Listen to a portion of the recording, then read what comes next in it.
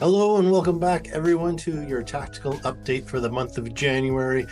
We wrap up another crazy month out there in the markets with everything that's going on. We're going to talk about the Canadian US tariffs. We're going to talk about what we're seeing in the markets and also how the portfolios are holding up. So let's jump right into things and take a look at your tactical portfolio updates for January 2025.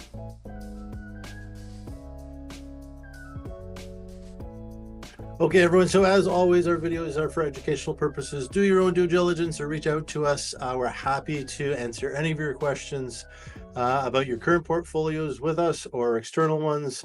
We'll give you a review, kind of give you a synopsis of anything you hold elsewhere and kind of where we see things playing out. But let's jump into kind of what the portfolios are doing. Obviously, January has been just the big overhang has been tariffs. We talked a bit about it at the end of December wrap up, or the end of 2024 wrap up, really. Really the tariffs come down to is a consumer tax on Americans. So now this is our opinion. This is just our view of the tariffs. We don't think they're going to happen for that reason. Americans, don't like that. The party itself, I mean, we know we're hearing a lot from the president about tariffs, but the party itself, they still have to get elected in the next 2 years, in the midterms, and they have to face their constituents when it comes to jobs. And if tariffs of the magnitude he's talking about, 25% is what he threw out for the beginning of February, that's going to cost a lot of jobs in the US. I mean, it's going to cost jobs in Canada. There's definitely impacts on Canada, but it's going to cost a lot of jobs in the United States. And those senators and Congress people have to answer to their constituents over how that's going to impact their main industries. And it's across the board, whether we talk about the main ones, automotive or, construction, housing, lumber, energy, all these things, as much as they want to say just buy American instead of importing from Canada or any other country, that's easy to say, but bringing that production online where there's manufacturing or energy or lumber takes years and years and years. It's not something that you can flip a switch tomorrow and meet all those needs, right out of the gate. So our view is that they're not going to happen. That being said, it doesn't mean it can't be a very bumpy road as we get to that outcome. And I think that's what we really have to pay attention to here is don't get distracted by all the noise. There's a lot of noise out there. There's a lot of misinformation out there. Really need to focus on what is actually happening, what's actually going to be implemented and enforced. So that's not to say there's not some things that are going to cause volatility that are going to happen and are going to get enforced, but we have to really focus on what is actually happening. So flashback to tariffs, obviously everything that was said, right out of the gate on Feb 1, we saw the 25% going on Canada and Mexico, and some on China, and those Canadian and Mexico tariffs got rolled back for a 30-day stall, and Trump got us to beep our borders, kind of things that had already been promised to be done, but now are being reiterated underneath his command. So a little bit of noise back and forth, but the real effect is, at least for the next 30 days, no tariffs, and we'll see how that plays out. Now, we did get a little bit of glimpse into what Canada's retaliations were. We saw, probably a big one for the US is the alcohol sales. So, a lot of provinces committed to taking all US alcohols out of the stores. Canada is, one of their largest purchaser outside the United States of alcoholic products. So, taking that off the table for them would have an impact. And obviously, again, going back to those job impacts. We also saw a lot of opponents to the tariffs in the United States speaking out, as they saw exactly how, those tariffs, both in the US and in Canada, were going to affect jobs in the United States. So a lot of impacts on both sides, or at least a lot of voices of impacts on both sides, and what that would mean. So for now, things are on hold, which is good.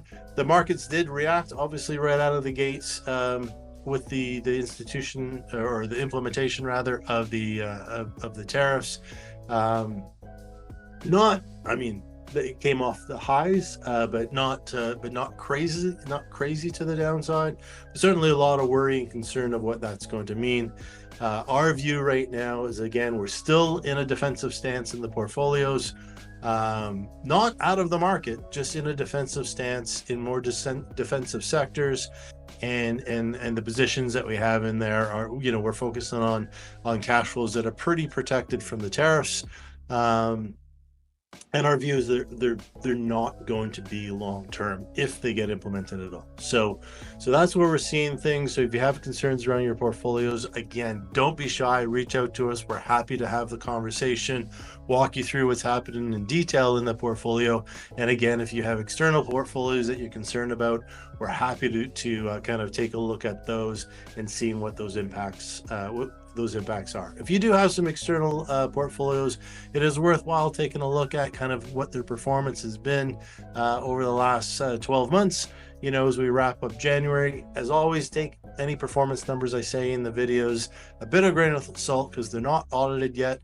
We don't get those until a couple weeks after the end of the month that they've been fully audited. But our top performer is our all cap portfolio, which it's an all equity portfolio. It's for those who are looking for a bit more returns, and it maintains north of 30% on 12 months. So it's doing fantastic. It's actually been the lower volatility one as well, which is impressive. In December, it actually went up versus, we did see a pullback in December in the markets, and a little bit of pullback in our main portfolios, but still great years for all of them. Our pure equity, more conservative, our tactical portfolio, still holding in strong, north of 21% on 12 months, and our balance RP6, or risk profile 6, still holding in north of 16%. Our pure Canadian portfolio, those are concerned about currency, which we'll talk about here in a second. The Canadian dollar has been taking a big hit, so a lot of people concerned about moving into more U.S. exposure, more U.S. dollar, really, buying the U.S. dollar at this exchange rate. Our pure Canadian portfolio has actually been holding in north around 24% on the last 12 months. So doing great, despite being a pure Canadian portfolio. So let's talk about currency a little bit. If you're thinking about vacation or just from an investment call, we have lightened people's exposure to U.S. currency if they had an overexposure going into it. So we haven't really kind of run away from the U.S., especially if you already have the U.S. dollar exposure. But if you had an overexposure, we have brought the currency back, because it's a big chunk, or a big discrepancy between the two currencies. Almost looking at a 68 cents, or that's kind of where we're seeing kind of hopefully near bottom. For the Canadian dollar, and when we look historically, we look at the international consensus. That's roughly where we're going to stay, especially with oil holding in $70 or more. That we tend to be an oil currency, and so with that holding in that range, keeping the Canadian dollar around 68 cents is probably where we see it. But not much for it to rally. We did see in January a rate cut by the Bank of Canada, and a hold in the US. Probably going to see more of that, likely a few more cuts from the Canadian side. They're going to try to be a little bit more restrained with it, just because of that currency disparity. But with inflation and a slower Canadian economy, we're definitely seeing a slower Canadian economy, and if we do see tariffs go on and off, that will slow it a little bit more. We'll have to see some more rate cuts in Canada. The US probably not. As they add those tariffs, they're probably going to see reinflation happening down there, and that might mean that they might have to hold Worst case, they might have to have a hike, but definitely until they start to see a slow in their economy, which won't kick in till probably the second half of 2025, if it does at all. So we won't see them really kind of leaning into cuts until later in the year, if we see it at all. So that's going to keep the pressure on the Canadian currency for the next little while. So leading into that, talking about the economies, Canada is slower. I've mentioned before we might even be in a recession.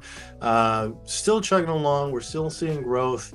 We're not overly concerned, especially not with our exposures that we have. We still really like where things are situated. We're still maintaining, as I said, our exposures to the U.S. market. It is a bit stronger, especially for the first half of this year. We'll have to see how the second half plays out as this tariff story continues to go through. But all in all, the weightings in the portfolios have stayed the same. Our defensive positions in the equity side continue. We have shortened up the fixed income side quite a bit, just being a bit concerned about the long end of the curve, especially in the United States, if they do go into a bit of a reinflation mode. But overall, everything's going well. We've had a really solid return in January in all the portfolios. Very happy with that. We continue to see that move into February here after the short blip with the tariff argument. But we keep a very close eye on it all, trying to avoid all the background back and forth, and just staying focused on what is actually happening, what policies are actually being enforced, and getting through all this calamity that we're seeing out there. So with that, that's our January update. Again, reach out to us if you have any questions. Love to hear from you. Give us a call, email us, llc@cgf.com. Go to mikeonmoney.com or .ca. We'll take you to our website. You can get a hold of us there. And also, if you look at our insights on the website, you'll see the updated returns on all the portfolios once they're audited. As I said, they should be out in the next week or so. So with that, thank you, everyone. Have a great month, and we'll talk to you again soon.